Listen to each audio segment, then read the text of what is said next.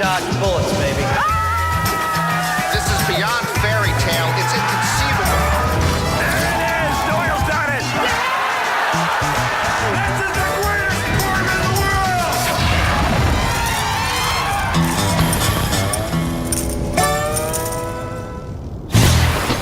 Every year, poker players by the thousands storm the main event.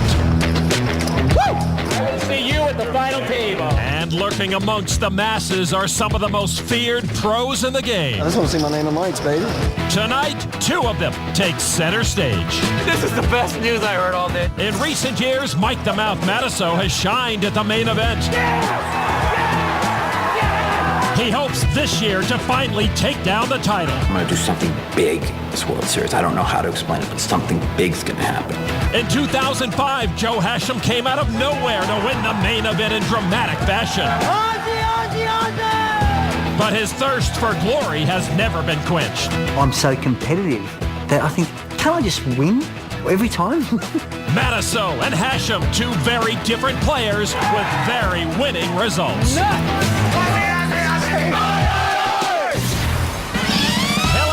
And welcome to the World Series of Poker presented by Milwaukee's Best Light. I'm Lon McCarron along with Norman Chad as we begin the third of four day one sessions of the main event. Let's get him, man. The faithful flocks have arrived at the Rio once again, many inspired by this man, 2003 main event champ Chris Moneymaker. Chris is joined today by several other top pros, including the always popular Joe Hashem sitting at table 2 today, and the always entertaining Mike the Mouth Matasso at our featured table. This is now Mike Matasso, version 4.0, and I've got to tell you, if this latest new and improved mouth sticks, I like what I see. Easy pickings. Mike's surveying his featured table today. More than half of them are main event rookies. Damn, I'm almost the oldest person at this table. That's so scary. I feel like about 18. I still act about 5. This will be the last of 55 bracelets to be handed out at the 2008 World Series of Poker. The winner's share of the prize pool, $9.1 million. On the Milwaukee's Best Light Pocket Cam, Vince Caesar looks down at Jack 10 offsuit from St. Louis. Caesar's getting married soon. Hopes this can help pay for the wedding. Good luck. He limps in for 100. Kim Bodka from Osaka, Japan, ace 4 of hearts. She is single. I can be. She calls. Salman Ali, a Miami student, ace deuce of spades. He calls. He's also single. I have no interest. Cornel Pizarra from San Jose, sales and marketing, 9-6 offsuit. He was born in Romania, and his nickname is Romaniac. Here's a guy who thinks he's on the internet. He raises with 9-6. To Matasso now with pocket kings in the small blind. See, man, you just can't just let him punish you like that. You just got to put a little power into him, you know? Raised to 1850. The mouse re-raise should clear out the shoe clerks and crumb bums. Big blind, Peter Bush folds. Caesar gives it up. Vodka folds, as does Ali. Mike, maybe I'll get lucky against you. Maybe. 400 more. Mike's the one looking lucky here. He got it heads up against the worst hand that was in.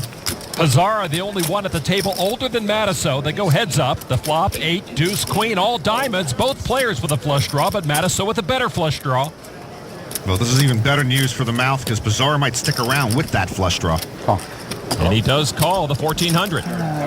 Turn card now. Another queen. Matasso earns the check mark with kings up. And he checks. The mouth might be worried Pizarra has a queen in his hand. Pizarra is almost 2 years older than Matasso. Maybe Mike respecting his elders. Pizarra is in sales and marketing. He's going to try to sell it here, 2100. And Matasso quickly calls.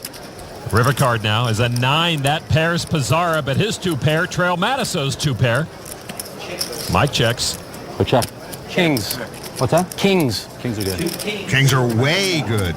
That's what I'm talking about. Matasso takes the pot. I have to give him some voice.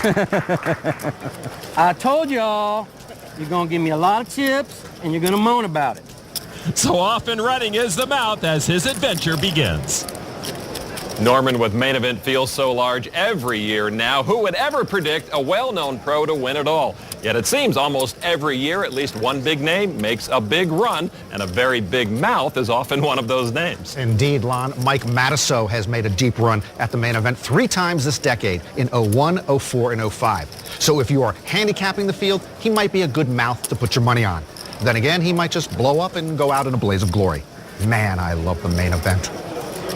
I'm just here for your entertainment value, boys and girls. And Mike never disappoints.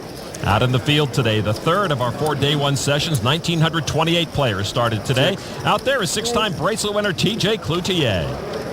26.